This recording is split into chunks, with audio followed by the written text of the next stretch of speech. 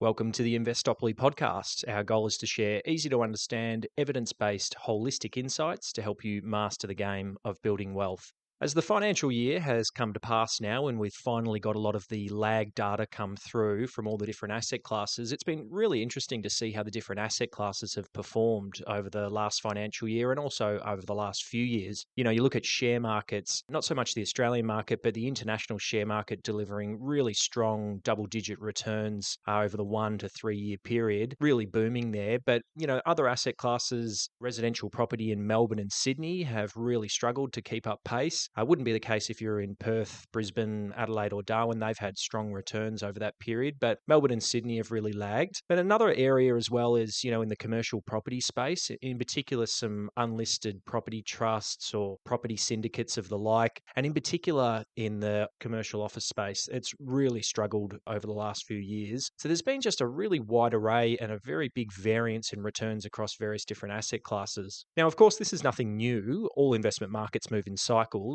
And, a long-term investor should expect periods of underperformance for many years. Very few assets deliver perfectly consistent returns year after year, as much as we'd like them to. But unfortunately, those assets don't deliver great returns. Volatility and periods of ups and downs is the price that you pay to play the game of investing. However, performance is just one thing, and that's actually not what I wanted to speak about today. So it's just performance is one factor, but there's many factors that you have to consider and be aware of when you're choosing different asset classes for investment. And the one that I want to speak about today is liquidity. Now, liquidity is a really important factor. I think that's overlooked quite a lot, but more and more from personal and professional experience, we've seen the value of liquidity really come to shine. And I wanted to speak about that a little bit today. But before I do, let me just touch on Melbourne and Sydney residential property market because it is a bit of a hot topic at the moment. And look, the reason as to why they've underperformed other major capital cities, and we believe this has got a lot and mostly to do with affordability and borrowing capacity. A little bit as well to do with, I guess, state-based legislation and government, things around tenancy laws and land tax. But I think really the driving factor is the affordability and borrowing capacity. So borrowing capacity started to compress back in 2017 when the regulators and banks began tightening credit policy. Then there was also throw in the COVID effect and the shift towards working from home. This also had an impact. And so these two factors stimulated demand for relatively cheap property markets. And Melbourne in particular has endured a lot of negative sentiment.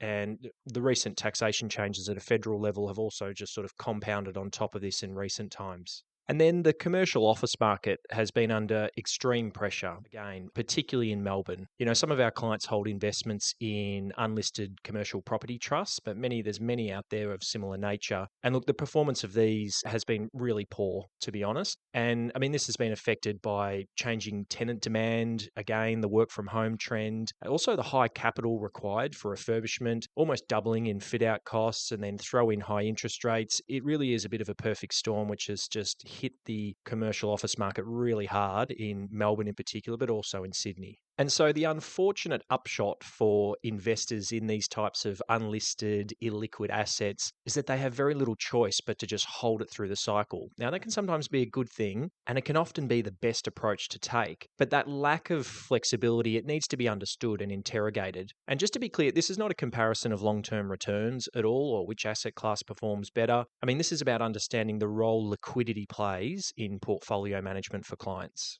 So before comparing liquid and illiquid assets, it's important for me to define just very quickly what liquidity is and what it means to us. So simply put, liquidity is how quickly and cost effectively you can convert an asset into cash without significant disruption. So the main factors here are, can you sell it? How long does it take to sell? What are the costs to sell it in terms of transaction fees and tax? How simple is the process? And how much of your time and effort does it take? All of those factors really play into assessing the level of liquidity that you have. And liquidity is not about whether you expect to need the cash. It's about whether you can access it if circumstances change, or if your views change, or if the underlying risks of the investment change. And so ultimately, The level of liquidity has a significant bearing on the flexibility of an overall investment strategy and your capacity to respond to the inevitable changes in life and change in circumstances over time. And this optionality works both ways. There'll be times where you want to reduce risk, and then other times where you want the flexibility to pursue another attractive investment opportunity to build more wealth. So assuming you make consistently more smart long-term financial decisions, in theory, maintaining as much flexibility and liquidity as possible is likely to serve you very well. And in my experience, this has added a huge value to client situations and my personal situation, having that ability to make changes where appropriate. So let's break this down now. Let's start by making the case for liquid assets and listed assets. So the first element is gradual investment and divestment. So the benefit of being able to increase or decrease your investments by, 1% or 100%, typically at very low transaction costs as well. This means investing in liquid assets, it's never a all or nothing decision. You've got flexibility as well during the accumulation phase and then later during the decumulation phase. So for example, with property, you can't just sell 1% or 10% of a property. Other, unlisted illiquid assets, you can't do that. Well, wonderful thing about highly liquid listed assets is that you can add and take from it as little or as much as you like. And also when you're in the retirement phase, it doesn't mean you've got to completely sell out of a large asset and then have a period of being uninvested. You just pull out what you need to, and then the large portion of your remaining capital stays invested, stays in the market working for you. Another advantage of liquid assets is that you can use new capital to rebalance your portfolio. So if you become uncomfortable with a particular exposure within your portfolio, you can direct new capital elsewhere to dilute that risk rather than having to sell it down. So for example, if you're concerned about the valuation of large cap US tech stocks, well then you can direct new capital to other geographic markets or perhaps other indexing methodologies such as value, quality, equal weighting, that sort of thing. So liquidity gives you many ways to manage portfolio risk without being forced to sell. Now, speaking from experience in the way that we manage portfolios for clients, we very much take the opportunity with any new money going in or even distributions or income, dividends being paid out from existing holdings. We don't just, simply dividend reinvest and put the money straight back into the option. If you've got the cash available there in your portfolio getting spat out from your existing investments or with new money that you're putting in, well, you've got a decision to make there. And we absolutely take the opportunity to allocate that new money, that new cash back into the portfolio in a way that we think is most appropriate. And that's often by, enabling us to shift the portfolio. And naturally over time, that enables us to gradually rebalance portfolios without having to realize capital gains, execute transaction costs. And over time, you can gradually shift the portfolio more towards the direction you want it to be in. Another thing liquidity enables you to do is to really proactively manage concentration risk. So concentration risk, I think it's also an unspoken issue, but I think it's one that we see a lot as a big concern for some people's position. So for example, some clients hold concentrated positions in stocks such as CBA or BHP. And, over the last 12 months, we've been strategically divesting of those positions. When we consider the price to be at an attractive point and above the intrinsic value, we took the opportunity there to divest of those. And liquidity is what makes that possible. Without it, there'd be no way to reduce the concentration risk when the price seems appropriate to do so. And in particular, we see a lot of clients as well with employee share schemes. They're given shares, they work for a listed company and get those listed shares. They've got huge concentration risk to those companies. And luckily they are listed companies, so they do have the opportunity to divest of them. But, obviously our approach, we are very much advocates of being diversified. We're really big on diversification, not just within, share portfolios, but across all asset classes. And, liquidity really enables you to reduce that concentration risk, because we have seen it go very poorly for some clients. Some people who had large exposures to CSL, for example, who had them because they were employees of it or just had them, historically, they, have a look at the CSL share price. That massively impacts that one impact of a stock can change their overall financial position quite significantly if they've got a really high concentration there. So concentration risk is very real and it's one that we can manage, but luckily liquidity does enable us to at least manage that. The next big advantage of liquidity is control over the tax outcomes, control over the tax liabilities. And this is a big one. Because we can control the exact timing of sales, we have far more control over managing tax liabilities. So we can obviously choose which financial year to sell in, which parcels to sell, and when and whether we should perhaps crystallize any capital losses from other investments in order to offset the gains elsewhere. So again, this is exactly what we've been doing proactively for clients who held, some of those BHP and CBA shares. We took opportunities there, but you've got to look at the timing. Maybe it's in the new financial year, maybe it's when there's other losses coming. So having that control around the timing can allow you to really be strategic in terms of the tax planning.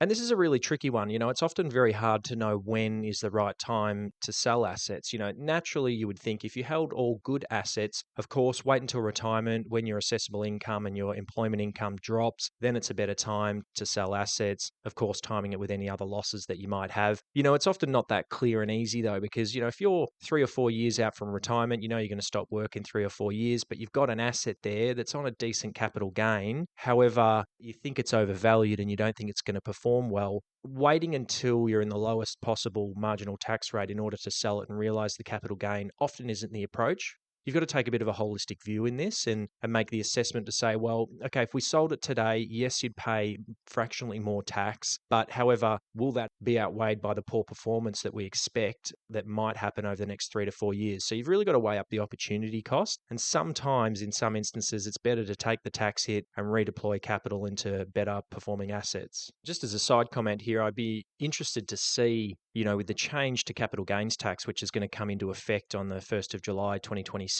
leading up to that, it'd be interesting to see how much people are going to take the opportunity to sell assets, because naturally, of course, you will be grandfathered for the period. So if you hold an asset for years up to the 1st of July 2027, you will get the 50% CGT discount up into that period. However, I don't know, I think that there might be a lot of people looking at it going, well, I'm going to pay less tax if I do sell this. I've probably got this asset I've been thinking about selling, within the next few years. I think a lot of people might take the opportunity to do it to get the full 50% CGT discount and then have less of the capital gains tax under the new index cost-based methodology from 2027 onwards. So yeah, that again is another flexibility in the timing when there's a fundamental change in how capital gains tax is applied. Now, another big benefit of having liquid investments is that you don't have to hold as much of a cash buffer. Because liquid investments can be converted to cash very quickly, holding a liquid portfolio allows clients to stay invested for longer, and you don't need to be sitting on as much cash out of the market. So in practice, this means we can hold a much higher allocation to growth assets than we would have if the portfolio were dominated by illiquid holdings, because we just don't need to hold as much cash personally. So, of course, we speak a little bit about keeping some powder dry, having some, cash buffer there, which I think is a wise thing for most people to do. But for me personally, I don't hold a huge amount of cash liquid because I know I have a large portion of liquid assets which I could draw upon if need be. Now, of course, you don't always, there's market timing risk which comes into play, but I'm aware of that though, and many clients are. But knowing at least that you can access something and the money's there, yes, the timing in the market mightn't be great. It might be after the share market's dropped 10 or 20% when something comes up. I don't know, you need to do something to your house, or a big expense comes up, so you need to access funds. Maybe that's not the greatest timing, but I think a lot of people are happy to roll with that and comfortable with that, knowing that that might be something that happens. But all in all, otherwise, then I know that I don't need to have 1 or 2 years of living expenses in cash buffers sitting there. I'm more than happy to have more invested, knowing that I can access it within pretty much 24, 48 hours. Now, of course, I'm not saying that you've got to be fully invested. I'm all for having, a decent portion of cash, a buffer waiting there, particularly if it's sitting in an offset account against a loan. That's great. That's working for you. That's liquid. There's no timing risk. And it is, it's saving you the interest there, particularly if it's in a non-deductible loan offset account, maybe a bit lesser so if it's in a deductible loan offset account. However, for those that are just sitting on cash, pure cash in large sums, yeah, interest rates are not too bad at the moment. You get, 4.5% sort of thing in a high interest bank account. But in reality, this is a rare instance that the interest rates are higher at the moment than usual. Over the long term, inflation is going to eat away at the power of that cash. If it's not invested and it's not keeping up with inflation, if it's in pure cash. So in large sums, I don't think it makes a huge amount of sense to have large cash holdings. And so the final benefit of liquid assets is transparency. An underrated advantage for liquid assets such as ETFs and shares is the price discovery. So, they're widely traded assets that are priced daily, and that's often backed by deep, informed markets, which gives some confidence of the known risks and opportunities are actually reflected in that price. I mean, of course, it doesn't mean that markets are perfectly efficient at all times. I mean, of course, you're going to see some things that are undervalued and overvalued. Prices do diverge from fundamentals, of course, but at least the Clear transparency with daily unit pricing gives you a really good understanding of where an asset currently sits. Now, of course, there's always two sides to every coin, so let's now go through some of the disadvantages of liquid assets. So, emotionally driven decisions. So, this is easily the biggest disadvantage that we see of liquid assets. In the same notion that they're very easy to sell, the disadvantage is that they're very easily to sell. And why this is a problem is because people read the news, they're driven by behavior, emotion, everything that's going on in their life, sentiment shifts, or what the person said at the barbecue, all these sorts of things that can fall you into a trap, because often the worst time to sell is after the market has drawn down. When all the sentiment's really bad, that's often the time when you've got to hold on most. And we see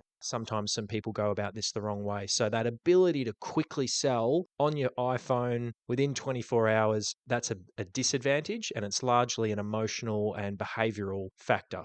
We talk a lot about being long-term investors, having a long-term view. And of course, I mean, things like knee-jerk decisions and, FOMO-driven decisions, they're never going to be a great idea. Very rarely are they. So unfortunately, liquid assets can enable that type of behavior. So this is where illiquid assets actually have the advantage sometimes.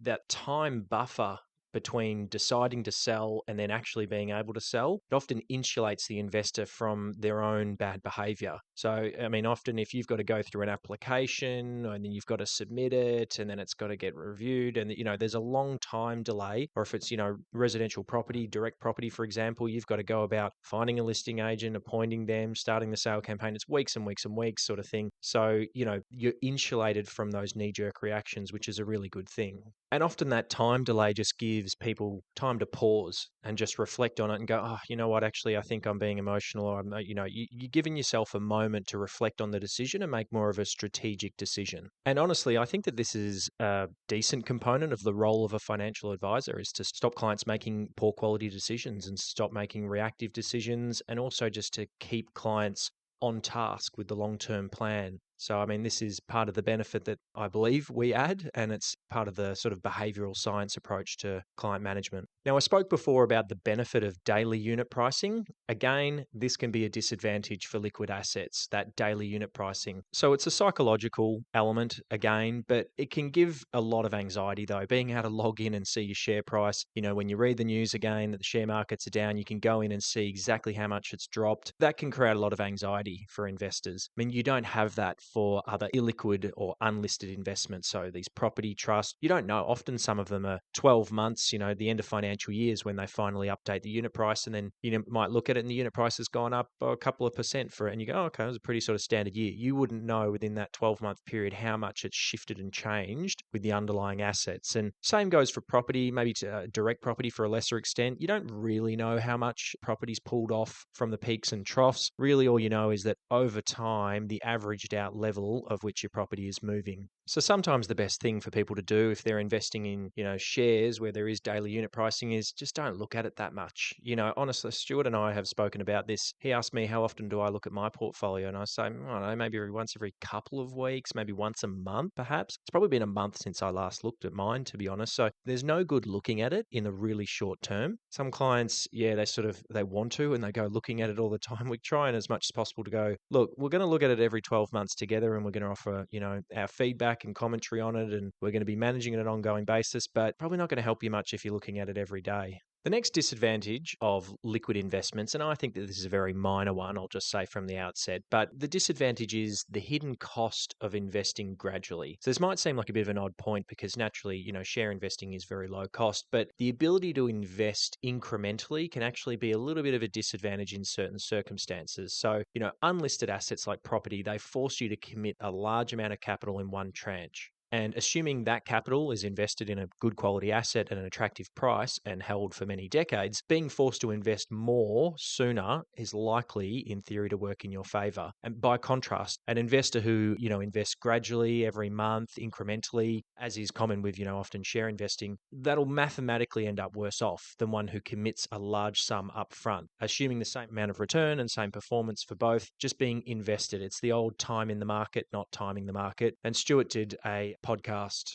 earlier this year on lump sum share investing. It's episode 403, if you're interested, where he kind of went through and spoke about, how we've really changed our position on, dollar cost averaging, gradually investing into the market. Really, the evidence and the research suggests that lump sum investing is the way to go. But, I think those illiquid assets force you into doing that, and they get you forced into the market sooner, whereas naturally people's inclination with illiquid assets is to stagger that over time. So let's flip this back around the other way now. So let's make a case for illiquid assets. And just on that note, just to be clear, of course, we are asset class agnostic. We don't care whether what an asset class it is. We're just going through the exercise here of comparing the liquid versus illiquid assets. We have no bias either way. So illiquid assets can stop you from making bad mistakes. So as I sort of touched on before, illiquidity can be an advantage because it stops you from making poor decisions and knee-jerk reactions. For instance, as an example, investors who purchased investment-grade apartments in Melbourne, roughly 10 years ago, in most cases they've generated pretty poor returns. And so for them, while it might be tempting to sell, doing so it's time consuming and it's costly. The property might need to have minor improvements to get it ready for sale. You've got to vacate the tenant. You might need to do staging with furniture. It's often worthwhile. You're probably staring down the barrel of agents' fees that you've got to pay in order to execute that sale.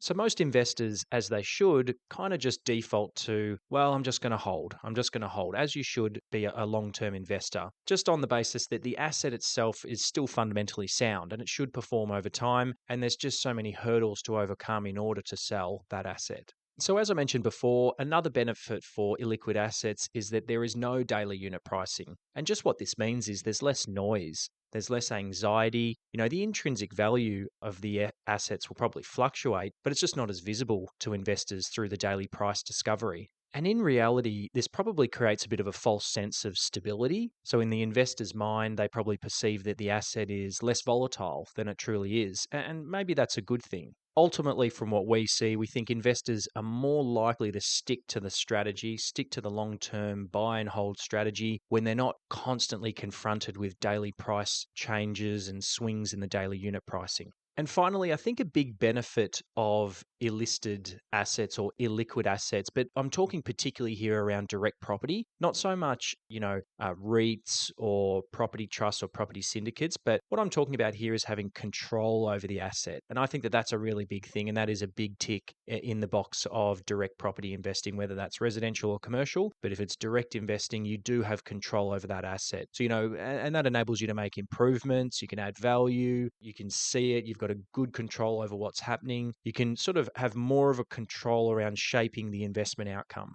So now to put it in another frame, what are the disadvantages of illiquid assets? Well, the first one is you don't really know what it's worth until you sell it. The valuations of unlisted assets don't always reflect the true underlying market value. There's often a time lag between unlisted property trust valuations and their listed equivalents. And with residential property specifically, the eventual sale price, there's a huge variance in it, and it's heavily influenced by market sentiment at the time, the particular buyers that are available, how the sales campaign is run. All these things, they make a genuine difference, and there's a wide range in terms of what it can sell for. So you never really know what you're going to get until it's sold.